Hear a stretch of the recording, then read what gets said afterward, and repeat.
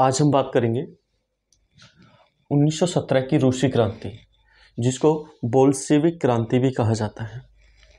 आज हम देखेंगे राजनीतिक कारण, बोल्शेविक क्रांति के राजनीतिक कारण। इसको बोल्शेविक क्रांति क्यों कहा जाता है, इसके पीछे कुछ रीजन है। इसको रूसी क्रांति भी कहा जाता है। तो जब ये क्रांति हुई थी 1917 में, अक्टूबर 1917 में, तब इसका नेतृत्व वहाँ का एक दल था जिसका नाम था बोल्शेविक दल। उसने इसका नेतृत्व किया था, इसको आगे बढ़ाया था। इस वजह से इसको बोल्शेविक क्रांति भी कहा जाता है। और रूस में ये अक्टूबर में हुई थी। रूस के जो कैलेंडर है वो थोड़ा सा अलग था पहले। उसमें अगर उसको बाकी कैलेंडरों से देखा जाए तो वो नवंबर में हुई थी और रूस के कैलेंडर के हिसाब से वो अक्टूबर में हुई थी। इस वजह से 1917 की जो क्रांति थी उसको अक्टूबर क्रांति भी कहा जाता है। इसमें दो टाइम पे क्रांति हुई थी 1917 में। एक तो फरवरी में क्रांति हुई थी और एक अक्टूबर में क्रांति हुई थी। तो जो ज़्यादा प्रभावशाली थी वो अक्टूबर क्रांति, उसको अक्टूबर क्रांति के नाम से ही जाना जाता है। जो भी रूसी क्रांति है वो अक्टूबर क्रांति ही मानी जाती है। जो फरवरी में हुई थी उसका इतना ज़्यादा प्रभाव नहीं था। जो बहुत ज़्यादा जो बदलाव हुए, आगे चल के क्या क्या नीतियाँ बनी रूस की इस क्रांति के बाद, वो अक्टूबर के बाद मानी जाती हैं। इसमें क्या हुआ था, हम वर्ल्ड हिस्ट्री पढ़ रहे थे। 1917 की जो क्रांति थी उसमें बहुत सारे रीजन्स थे जिसकी वजह से ये क्रांति हुई। आज हम राजनीतिक कारण देखने वाले हैं जो कि बहुत ज़्यादा इम्पोर्टेंट है। इससे पहले थोड़ी सी इसके बारे में जान लेते हैं। जो जार निकोलस द्वितीय था उसका शासक, जो जिस समय उसके शासनकाल में ये क्रांति हुई थी, उसमें बहुत ज़्यादा दिक्कतें थी। मतलब किसी भी तरह से वो अपना शासन नहीं चला पा रहा था। दूसरा, उसके पास कोई भी तैयारी नहीं थी। बिना तैयारी के उसने युद्ध में जाने की घोषणा कर दी थी। पहले प्रथम विश्व युद्ध चल रहा था उसके शासनकाल में। 1914 में स्टार्ट हुआ था और 1919 में ख़त्म हुआ था। तो उसने मित्र राष्ट्रों की तरफ से युद्ध की घोषणा कर दी थी और कोई तैयारी नहीं थी। उसके जो सैनिक थे वो भी तैयार नहीं थे। उन सैनिकों के अंदर भी उसने मजदूर वर्ग को भी सैनिकों में डाल के उनको लड़ने के लिए भेज दिया। अब बताइए, जो मजदूर वर्ग है उसको कैसे लड़ाई करना आएगा। वो बहुत सारे मोर्चों पर रूस की हार हुई थी। तो अगर उनको वहाँ पे मज़दूरों को लड़ने के लिए भेज दिया जाएगा तो मज़दूरों का काम कौन करेगा। तो वहाँ पे फसल नहीं हो पाई। जो कृषि का काम कर रहे थे, कृषि मजदूर वगैरह, तो वहाँ पे मतलब काफ़ी इकोनॉमिक प्रॉब्लम आने लगी। आर्थिक जो भी परेशानियाँ थी वो शुरू हो गई वहाँ पे। इसकी जो क्रांति हुई थी उसमें सीधा सीधा एक नारा था, हमको रोटी चाहिए। खाना नहीं था वहाँ पे। मतलब आप लड़ने के लिए दूसरे देश में जा रहे हो लेकिन अपने देश को नहीं देख रहे हैं कि हमारे देश में क्या चल रहा है। तो इनका नारा था कि हमको रोटी चाहिए, शांति चाहिए और शक्ति चाहिए। जो क्रांतिकारी दल था उसके ये नारा था, रोटी, शक्ति और शांति। तीन चीज़ें उनको चाहिए, चाहे उसको कैसे भी दीजिए। तो इसमें कई कारण थे जिसकी वजह से क्रांति आगे बढ़ी। इसमें देख लेते हैं। पहला कारण है जारशाही का निरंकुश शासन। जो जार था, वहाँ का जो शासक था, वो बहुत ज़्यादा निरंकुश था। अपनी मनमानी तरीके से काम कर रहा था। किसी को भी कोई अधिकार नहीं था। कोई अगर हड़ताल भी करता है, कोई सभा करता है, इन सभी चीज़ों पर प्रतिबंध था। अगर इस तरह के अगर प्रतिबंध रहेंगे तो जनता क्या करेगी। पहले तो भूखी मर रही है, उसके बाद उसके पास खाने के लिए नहीं कुछ भी। तो ऐसे में क्या करेगी, क्रांति करेगी। इसमें क्या था, इसमें कोई संविधान नहीं था। जारशाही का जो शासन चल रहा था, निरंकुश शासन, और ये मनमाने निर्णय कर रहा था। अब ऐसे निर्णय करोगे जो कि जनता के हित में ही ना हो, जो मनमाने तरीके से कर रहे हो, जिनसे परेशानी जनता को ज़्यादा हो रही हो।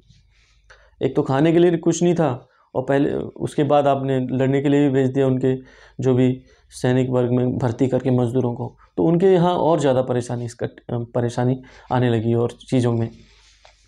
इसमें क्या था, संविधान नहीं था वहाँ पे कोई। जारशाही का जब निरंकुश शासन चलेगा तो संविधान कहाँ से आएगा। निरंकुश शासन में तो अपनी जो भी नीतियाँ हैं वो सभी संविधान ही मानी जाती हैं। आगे है अयोग्य एवं भ्रष्ट राज्याधिकारी। जो राज्याधिकारी थे वो भ्रष्ट थे। उनके शासनकाल में जो भ्रष्ट थे, जो भी शासन अधिकारी, वो क्यों भ्रष्ट थे, उनका रीज़न था भर्तियां जो भी होती थी चाटुकारिता के आधार पर होती थी। मतलब योग्यता तो साइड में रखी रहती थी, कोई योग्य हो सकता है।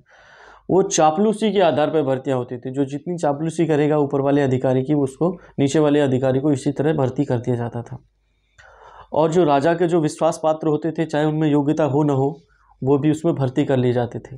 अब ऐसे लोग जो चापलूसी करके, इस तरह से छोटे मोटे चीज़ें करके अगर आप किसी पद पे चले जाओगे तो आप सोच सकते हैं उस देश का भविष्य क्या होगा, बहुत ही खराब होने वाला था। इसी वजह से ये क्रांति हुई। तीसरा है गैर रूसी जातियों में असंतोष। रूस में बहुत सारी जातियां रहती थी और रूस की भी बहुत जगह पर, बहुत सारे देशों में अन्य जातियां रहती थी। तो रूस में भी जो जातियां रहती थी वो जर्मन, पोल, फिन, उज्बेक, इनके लिए कह दिया गया कि आपको कोई भी सरकारी नौकरी नहीं दी जाएगी और जो भी नौकरी दी जाएगी उसमें आपको रूसी भाषा सीखनी पड़ेगी। अब आप सोचिए कि जो भी जातियां वहाँ पर रह रही हैं, जो भी लोग रह रहे हैं, आप उन पर ज़बरदस्ती ये कहें कि आपको ये सीखना पड़ेगा, ये करना पड़ेगा, आप इस तरह की चीज़ें नहीं कर सकते। तो उन जातियों में कैसा मन का जो मनोभाव होगा, जो कैसा बनेगा, सोचने वाली बात है। वो क्या करेंगे? वो जो भी क्रांति करने वाला होगा उसको सपोर्ट करेंगे। इस क्रांति को होने का ये भी बहुत बड़ा रीज़न था कि आप दूसरे देशों की जो जनता आपके यहाँ रह रही है उसको किसी भी तरह का सपोर्ट नहीं कर रहे, बल्कि उसको परेशान किया जा रहा है। आगे है जार निकोलस द्वितीय की अयोग्यता। वो एक अयोग्य शासक था। वो एक महल की चार दीवारी में रहता था, वहीं से निर्णय करता था जो भी करना था, और उसको जनता की जो भी परेशानी थी उससे कोई मतलब नहीं था, और अपने ही जो भी दारू वगैरह पीता रहता था। और शासकों के तो मज़े ही होते थे पहले, सोचने वाली बात है। इसमें क्या था, इसकी एक पत्नी थी, जर्मन पत्नी थी। जो भी जर्मन पत्नी थी उसका नाम था अलेक्जेंड्रा, और ये साइबेरिया के पाखंडी साधु रस्पुटिन के संपर्क में था। एक साइबेरिया का पाखंडी साधु था और इसकी पत्नी थी जो जर्मनी की थी, जो महारानी थी। उन दोनों के संपर्क में आकर इसने बहुत ज़्यादा गलत निर्णय किए थे, मतलब प्रजा के बारे में कुछ सोचा ही नहीं।